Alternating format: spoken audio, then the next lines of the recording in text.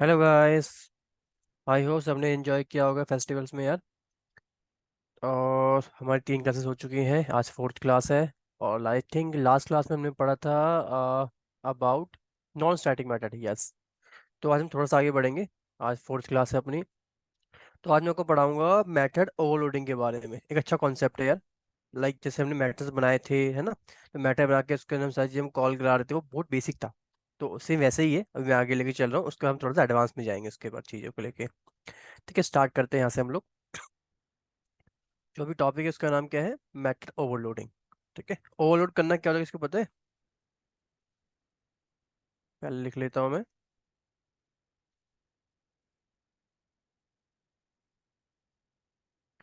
Overload करना मतलब होता है यहाँ पे चीज़ों को ज़्यादा, मतलब चीज़ ज़्यादा ज़्यादा हो चुकी है, ठीक है, एक चीज़ के ऊपर ज़्यादा आपने बाहर डाल दिया है।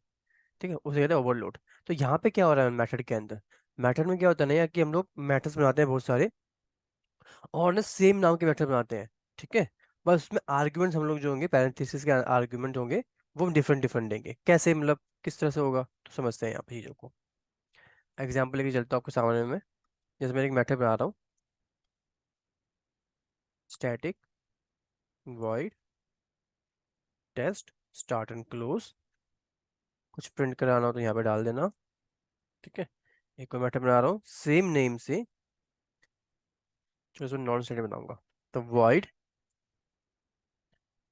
टेस्ट, बस इसके अंदर जो मैं आर्गुमेंट डालूंगा ना, वो डिफरेंट आर्गुमेंट है।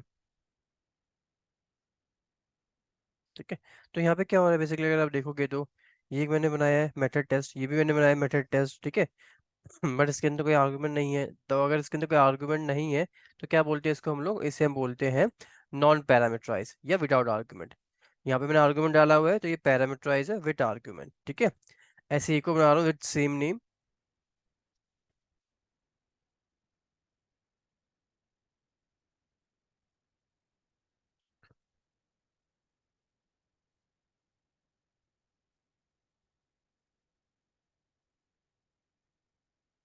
अब इसमें बताओ मेरे को जरा।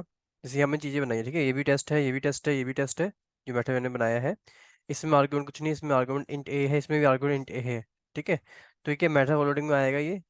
ये पॉइंट जो है यहाँ से लेके यहाँ तक, सेकंड और थर्ड, ये मेटा ओवरलोडिंग में नहीं आएंगे। क्यों नहीं आएंगे? क्योंकि डुप्लीकेट मेटा बन गए यहाँ पे ये। ठीक है। डुप्लीकेट मेटा क्यों बोल रहा हूँ उनको मैं? देखो स्ट्रक्चर पूरा देखो आप। टेस्ट के बाद मैंने एक पैरेंथेसिस के अंदर मैंने एक डेटा दिया हुआ है, एक आर्गुमेंट दिया हुआ है इंट ए। सेम टेस्ट के बाद मैंने यहाँ पे एक इंट ए दिया हुआ है। ठीक है। तो ये यहाँ पे क्या होगा कि यहाँ माना जाएगा कि आप जो यूज कर रहे हो मेथड, वो डुप्लीकेट मेथड है। ठीक है। तो हमने क्या करना पड़ता है, जब भी हम बनाते हैं तो हमेशा आपको मेथड में डेटा अलग डालना पड़ेगा। मेथड के अंदर जो मतलब आर्ग्यूमेंट्स है उसको आपको अलग डालना पड़ेगा। इंटीजर डाल लिए मैंने, मान लो उसके में ले लेता हूँ यहाँ पे फ्लोट बी सेमीकोलन। ठीक है, सॉरी सेमीकोलन तो नहीं आएगा, फ्लोट बी। ठीक है। तो इससे क्या हुआ बेसिकली, अब मेरा थोड़ा डिफरेंट हो गया। यहाँ पे देखो मैंने कुछ नहीं डाला, यहाँ मैंने डाला इंटे, यहाँ मैंने डाला इंटे कोमा फ्लोट बी। एक को बना लेता हूँ समझाने के लिए। मान लो एक को आता है, इसमें नॉन साइड में आता हूँ। तो वॉइड टेस्ट इंट ए।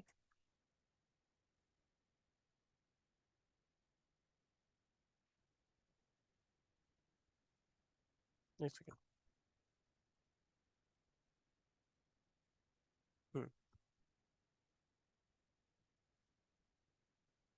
कलर दिक्कत देने लग गया फिर से, एक सेकेंड रखिए।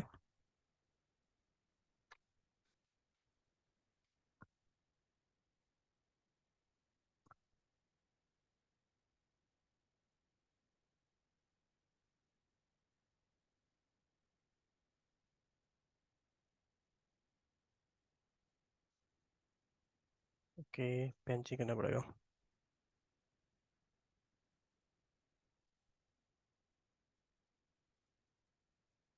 यहाँ देखिए, जैसे मैं लिखा ना इंट ए, मैंने यहाँ पे लिखा कॉमा, और मान लो लिखता हूँ मैं फ्लोट बी कॉमा।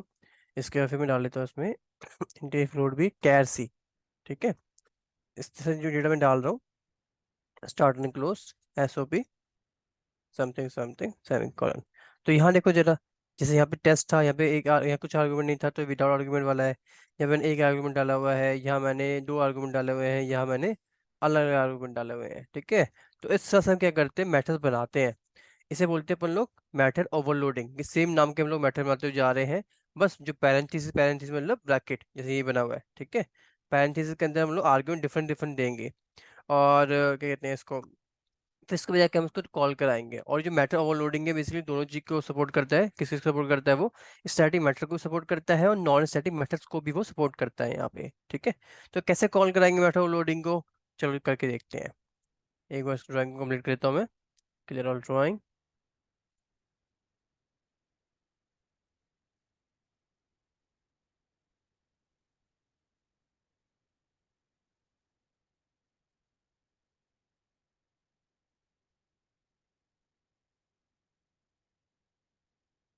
ठीक।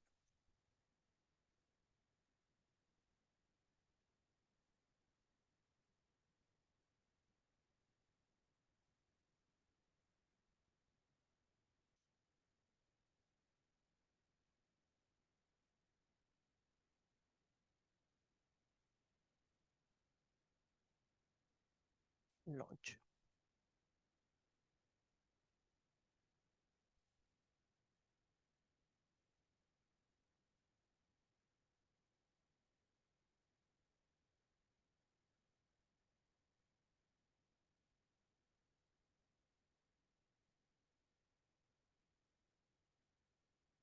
थोड़ा स्लो हो गया है यार एक्लिप्स ओपन होना। आई थिंक बहुत ज़्यादा डेटा डाला हुआ है मैंने इसके अंदर। थोड़ा रिमूव करूँगा बाद में जाके। ठीक है, स्टार्ट करते हैं वापस से। हमारा कहाँ गया प्रोजेक्ट। हमने बनाया था ना एक प्रोजेक्ट, टेस्ट प्रोजेक्ट करके। ये रहा टेस्ट। नहीं चलो ये टेस्ट प्रोजेक्ट लास्ट में, ये अपना यहाँ से ओपन करते हैं।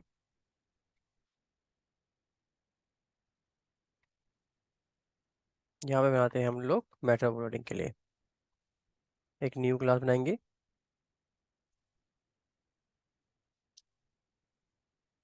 यहाँ मैं डाल लेता हूँ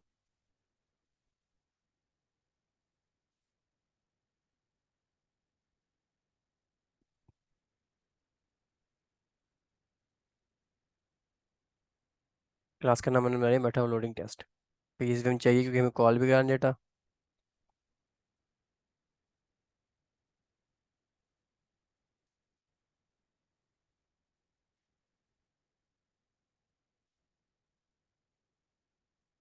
ये हमारी क्लास है, इसके अंदर हम बनाएंगे मेथड्स। पहले बनाता हूँ मैं static, static void and test without argument यार। ठीक है, इसमें कमेंट भी कर देता हूँ मैं, S Y S O comment कह रहा हूँ, मतलब कि प्रिंट करवाने के लिए डेटा डाल लेता हूँ उसके अंदर मैं एक। यहाँ लिखता हूँ मैं method overloading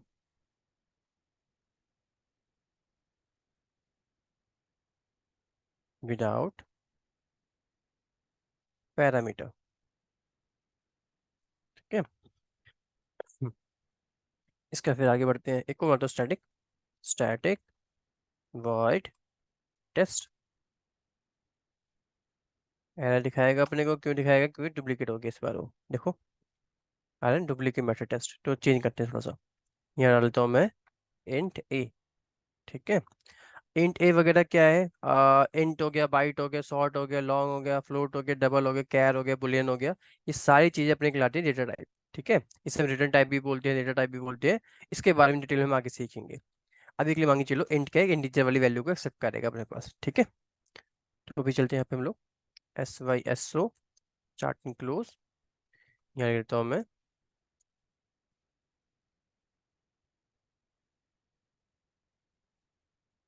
with parameter, meta loading with parameter sorry, parameter A, क्योंकि हमने ए डाले ना भाई। तो उसके बाद अब मुझे मान लो ए की वैल्यू भी डालनी हो सपोज टू भी कोई, तो मैं पहले एक काम करता हूँ, प्लस लगाता हूँ यहाँ पे और ए करता हूँ। इससे क्या होगा, मैंने कनेक्ट कर दिया सेंटेंस को एक ए नाम के वेरिएबल के साथ। ये जो ए था ना यहाँ पे इंट ए जो लिखा है, ये डबल ब्लैक में यहाँ लिखा हुआ है इंट ए, बस सिंपल ए। अब मैंने स्टैटिक स्टैटिक कर लिए, अब बात करते हैं नॉन स्टैटिक के बारे में भी। वाइट टेस्ट, बस यहाँ छोटा डेटा सीख लेते हैं। इंट ए हो चुका है, इंट ए कॉमा फ्लोट बी। ठीक है, थोड़ा सा बड़ा करता हूँ यार मैं, कैर सी और कौन part short int long. Float double, float हो गया डबल मतलब उसमें आ गया कैर बुलियन।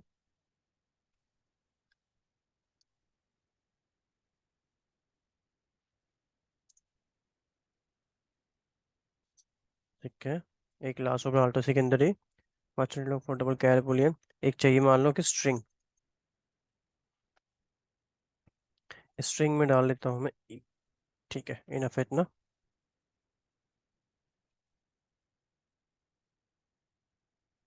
कंट्रोल C, पेस्ट है। बैठे लोग पैरामीटर, बहुत सारे पैरामीटर्स पर, तो ABCDE, तो यहाँ लिख देता हूँ मैं A, B, C, D and E।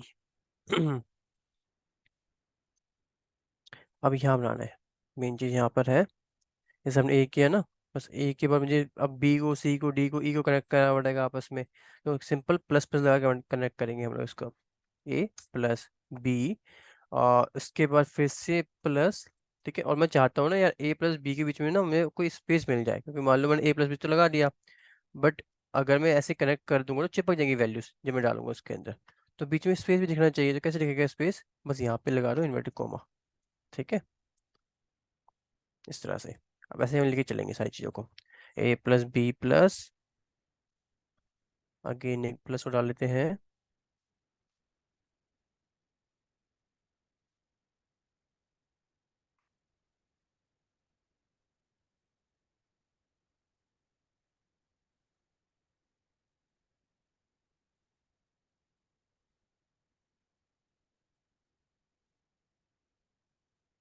ABCD and last वाला इज ए।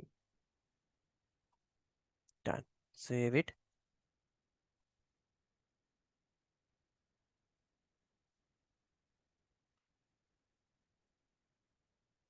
अब कॉल करेंगे इन चीज़ों को, हम पहले सेव करते हैं कंट्रोल S। पहले एक लाइन डाल देते हैं उसके अंदर, PHP में SYSO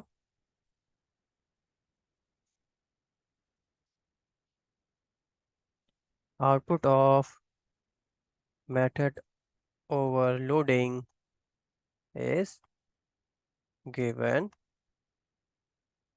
below /n। ठीक है, सेव इट। एक second, save it.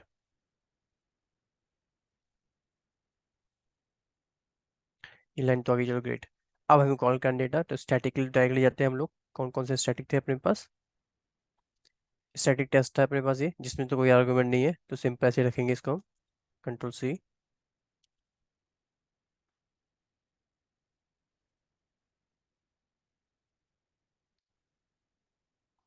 Semi colon. पहले एक को टोल कर देखते हैं कि ये क्या होता है इसमें। रन किया मैंने,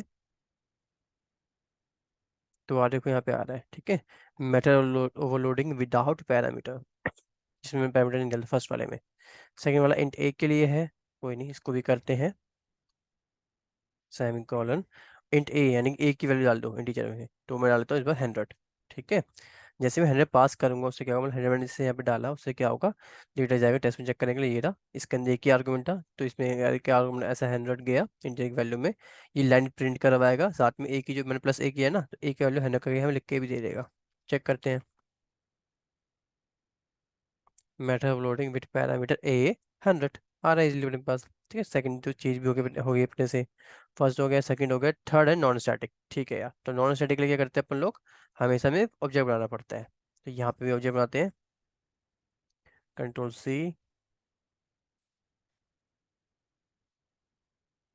class name reference variable equal to new, again class name और पैरेंथेसिस सेमीकोलन। ये बन गया ऑब्जेक्ट। अब अब चाहिए रेफरेंस वेरिएबल के साथ हमें मेथड कनेक्ट करना पड़ेगा। ठीक है, जैसे मैं अभी करूँगा A1 sorry A1 dot test, अपने वाले डेटा आ जाएगा ऊपर दिखने जरा। A1 डॉट, चलो टेस्ट करने से पहले आ गया। देखो यही तो है, इंट ए फ्लोट बी कैर सी बुलियन डी स्ट्रिंग जो हमने बनाया था, कहाँ पे है, ये रहा, है ना। तो ये वाले को अपने उठाना है यहाँ से, तो क्लिक करेंगे, आ गया। सबकी वैल्यू देनी पड़ेगी। अगर आप देखोगे, नोटिस करना है चीज़ यहाँ पे, अब देखो बाय डिफॉल्ट क्या आ रहा है, बाय डिफॉल्ट मतलब होता है अपने आप क्या आ रहा है, जीरो जीरो जीरो फॉल्स नल। ये क्या है यार, अपने आप ऐसा क्यों आ रहा है। ठीक है, ये तो एम्प्टी आ जाता है, ऐसा क्यों आ रहा है, बेसिकली ऐसा इसलिए आ रहा है क्योंकि इनकी जो डिफॉल्ट वैल्यू होती है जो मैं चीज़ यहाँ पे लिखी है अभी, इंट की जो डिफ़ॉल्ट वैल्यू है वो 0 है, फ्लोट की जो डिफ़ॉल्ट वैल्यू है वो भी 0 है, ठीक है। कैर का भी इसमें 0 डाला हुआ है डिफ़ॉल्ट वैल्यू। बुलियन के लिए जो डिफ़ॉल्ट वैल्यू होती है वो फॉल्स होती है, वो यहाँ पे दिख रहा है अपने को। स्ट्रिंग, स्ट्रिंग मीन सेंटेंस, ठीक है। स्ट्रिंग या वर्ड, उसकी भी डिफ़ॉल्ट जो वैल्यू है वो नल है, ठीक है। तो पहले तो अपने डिफ़ॉल्ट वैल्यू आती है, उसमें जाके फिर हम डेटा को डालते हैं, ठीक है। तो डिफ़ॉल्ट वैल्यू के बारे में ज़्यादा आपको बताता नहीं होगा कोई, या आपने नहीं देखा होगा यूट्यूब में, यह चीज़ नहीं है डिफ़ॉल्ट वैल्यू के रिगार्डिंग। तो इसके रिगार्डिंग आपको मैं बता रहा हूँ, एक क्लास भी रखेंगे हम डिफ़ॉल्ट वैल्यू, क्या किसके लिए, कौन कौन से, लाइक कौन कौन से डेटा टाइप के लिए, रिटर्न टाइप की क्या डिफ़ॉल्ट वैल्यू होती है, उसको भी हम सीखेंगे आगे जाके। वो पूछते हैं इंटरव्यू में यार, जब आप फ्रेशर लेवल पे जाओगे इंटरव्यू के लिए, ऑटोमेशन इंटरव्यू के लिए, या मान लो कि मैनुअल प्लस ऑटोमेशन लगा के जाते हो, तो वहाँ पूछते हैं, पहला क्वेश्चन ये आता है, पहले सेकंड क्वेश्चन आपको पता है डिफॉल्ट वैल्यू के बारे में आपको पता है, आधे लोगों को नहीं पता होता, इनफैक्ट 70% लोगों को नहीं पता होता इसके बारे में, ठीक है। चलो आगे बढ़ते हैं फिर से। A1 डॉट टेस्ट इंटीजर की वैल्यू डाले तो मैं इस पर मान लो 200, फ्लोट, फ्लोट में डाल लेता हूँ मैं 11.14 F। जब भी वैल्यू डालते हैं फ्लोट के लिए लास्ट में F लगाना पड़ता है, ठीक है। कैरेक्टर, कैर, तो डाल देता हूँ यहाँ पे मैं, मान लो G। बुलियन, मेरे को फॉल्स नहीं चाहिए, मैं चाहता हूँ ट्रू है। और सेंटेंस या वर्ड, ठीक है, इसके लिए, स्ट्रिंग के लिए, तो यहाँ मैं डाल लेता हूँ मेथड ओवरलोडिंग, ठीक है। Control and save. अब चेक करते डेटा मिलेगा कि नहीं मिलेगा, सेव किया मैंने यहाँ पे एंड रन। देखो डेटा मेरे पास इजीली आ रहा है, आ गया ना, method overloading with parameter A B C D and E. ये देखो सबकी वैल्यू भी आ गई मेरे पास। ए की वैल्यू क्या आ रही है मेरे पास, ए की वैल्यू है आगे, ये रहा, ए की वैल्यू मेरे पास आ रही है 200। बी की देखते हैं अपन लोग, बी की आ रही है 11.14। कैरेक्टर के लिए सी, यानी सी के लिए जो आ रहा है मेरे पास वो आ रहा है जी। उसके बाद कौन सा बुलियन डी, डी के लिए देखते हैं क्या आ रहा है, डी के लिए ट्रू, मैंने बुलियन था, ट्रू और फॉल्स में दिखाता है वो।